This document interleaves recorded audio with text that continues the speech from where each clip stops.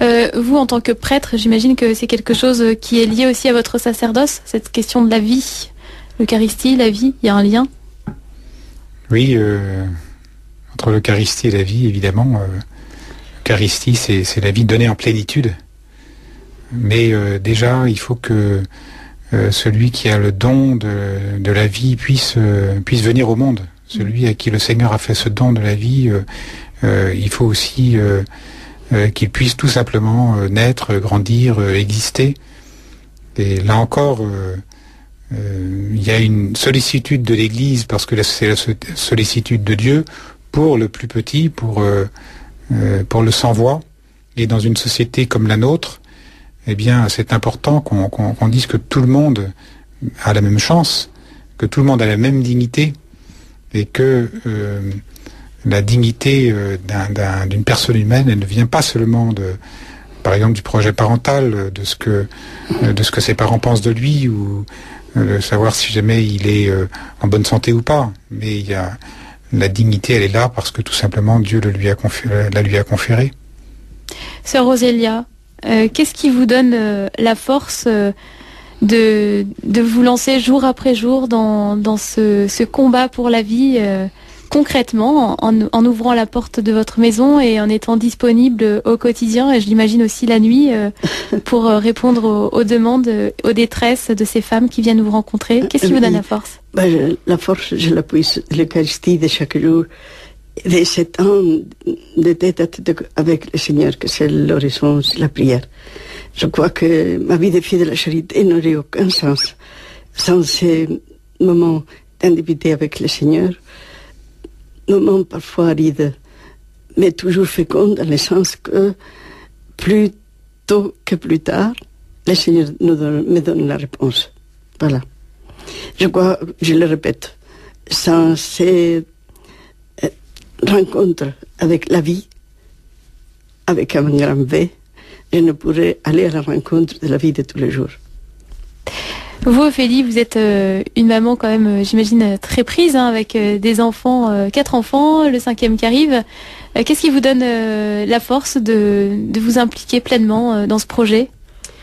Donc d'abord, c'est quand même un sentiment très profond de répondre à ma vocation de femme, de mère, et de transmettre cette découverte de la vocation de la maternité.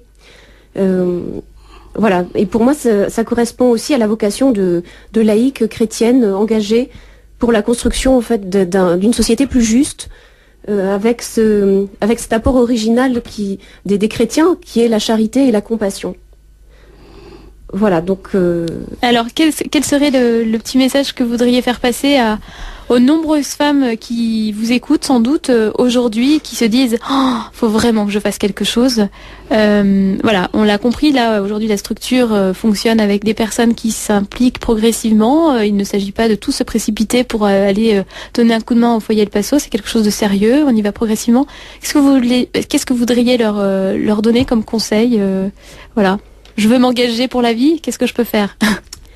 Alors bon, déjà, c'est vrai qu'on a déjà besoin de la prière de tout le monde, c'est vrai, mais en plus, je pense qu'en tant que laïque, on a quand même ce devoir de s'investir dans la vie publique, dans la vie qui est autour de nous.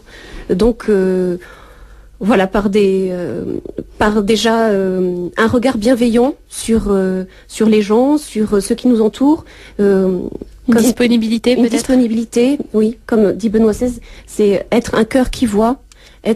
Voir autour de nous les détresses qu'il y a et y répondre à sa mesure, parce qu'on est tous appelés à quelque chose.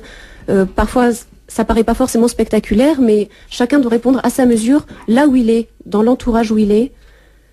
Voilà. Ici et maintenant. Monseigneur Brouvet, on a encore une petite minute, une vraie minute d'ailleurs. Oui, je rebondis sur ce que dit Ophélie, parce que je crois que c'est très juste. C'est que, au fond, l'accueil de la vie, ça nous concerne tous, et que on a aussi tous à se demander comment nous-mêmes nous accueillons la vie, même si on est parfois engagé dans une association. On a des conversions à faire. Parce que, si vous voulez, l'accueil de la vie, au fond, c'est se poser la question de savoir comment je réagis par rapport à celui qui me gêne.